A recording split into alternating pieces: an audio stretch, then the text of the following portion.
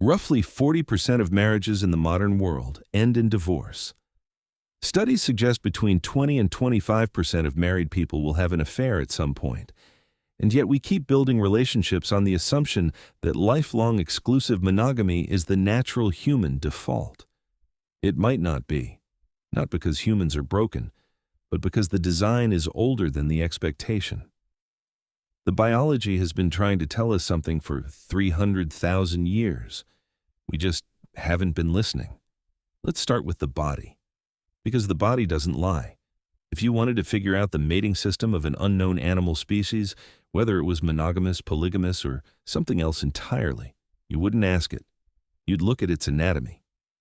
Strictly monogamous species show very little size difference between males and females. Gibbons are the classic example. Male and female gibbons are almost identical in size. Humans are not like gibbons. Human males are on average about 15% larger than human females, not as extreme as gorillas, where males are twice the size of females, but significantly more than a strictly monogamous species would predict. That 15% gap is a biological fingerprint. It suggests that at some point in our evolutionary history, males competed with other males for access to females. Not constantly, not exclusively, but enough and for long enough to leave a measurable trace in the size of our bodies. The anatomy alone suggests we were never designed for strict lifelong monogamy, but the anatomy is only the beginning. Human females are among the most continuously sexually receptive mammals on Earth. In most species, females signal fertility clearly and narrowly. A specific window, a visible signal, a behavioral change. Human females concealed ovulation. There is no visible external signal of fertility. Even the woman herself often cannot tell precisely when she is ovulating without medical testing. This is extremely unusual, and evolutionary biologists have spent decades arguing about why it happened. The leading theory is pair bonding. Concealed ovulation means a male who wants to maximize his reproductive success has to stay close to a female for a long time. He has to be present consistently if he wants any certainty about paternity. In other words, concealed ovulation may have evolved specifically to incentivize male commitment. Not because faithfulness was natural, because the female body created a biological reason for males to stay. But here's where it gets more complicated. If concealed ovulation evolved to encourage male commitment, the human male body shows clear signs of having evolved in a very different direction simultaneously.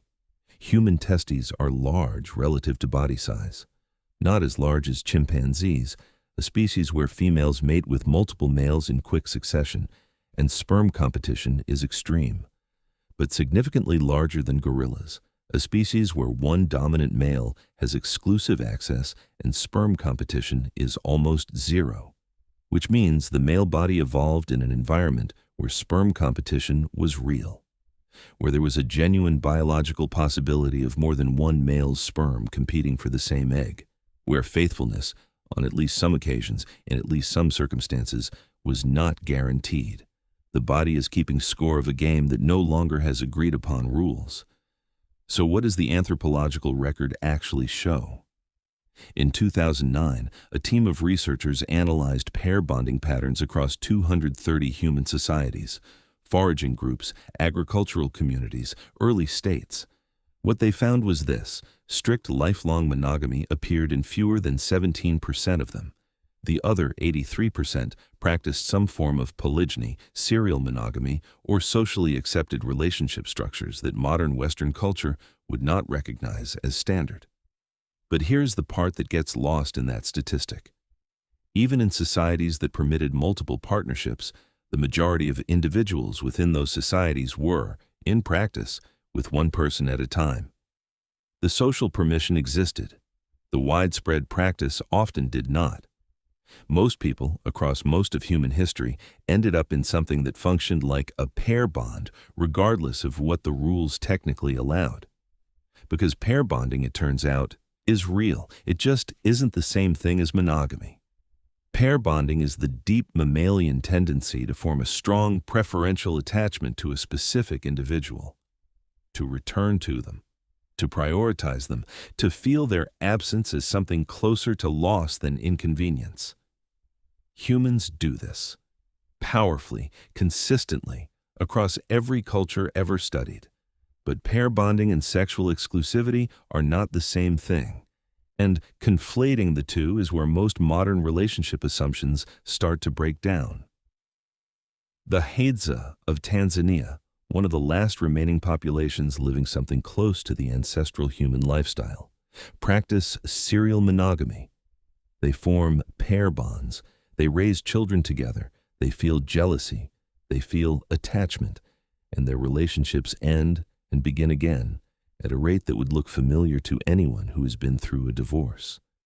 The average Hadza adult will have 2 to 3 long-term partnerships across a lifetime, not because they are faithless, because the pair bond, for them, is a living arrangement built around children and survival, not a permanent legal and emotional contract with no exit clause. When the children are grown enough, when the partnership no longer serves its function, people move on, and then they bond again. This is not chaos. This is a different architecture, and the biochemistry supports it. Oxytocin, the hormone most associated with bonding, trust, and attachment, is released during physical intimacy, during childbirth, during sustained close contact. It creates the feeling of profound connection. It also fades over time without reinforcement. Dopamine, the reward chemical most associated with romantic love, shows activity patterns in the brain that researchers describe as nearly identical to addiction during early relationship stages. It also habituates. The same stimulus produces less response over time. Your brain was not designed to feel the same intensity of romantic love for the same person for 40 years. That is not a design flaw. That is the design. A system built to produce intense bonding for long enough to raise a child through its most vulnerable years, and then release, ready to bond again, ready to invest again. In a world where child mortality was high and partners were often lost to illness, injury, or predation, flexibility was not weakness, it was survival. The jealousy you feel is ancient, the attachment is ancient, the desire for a partner who is fully yours is ancient. All of it is real, all of it is biological, all of it evolved for reasons that made complete sense in a world that no longer exists. And the tension between the pull toward bonding and the pull toward novelty, between the comfort of commitment and the restlessness that sometimes lives alongside it, that is ancient too. It is not evidence that something is wrong with you. It is evidence that you are running an old system in a new world, a system built for serial deep attachment, for flexible partnership, for bonding that was fierce and real and not necessarily forever. We took that system and built lifelong legal contracts around it. We attached moral weight to its failures. We designed entire social structures on the assumption that the bonding chemical would never habituate and the attachment would never require renewal. And then we called it natural. Were ancient humans faithful to their partners? Some were, probably most of the time. The pair bond was real and it ran deep. But faithful forever, exclusively, with a single person, regardless of circumstance, that was never the design. That was the expectation. And those two things have been quietly in conflict every single day since we invented them.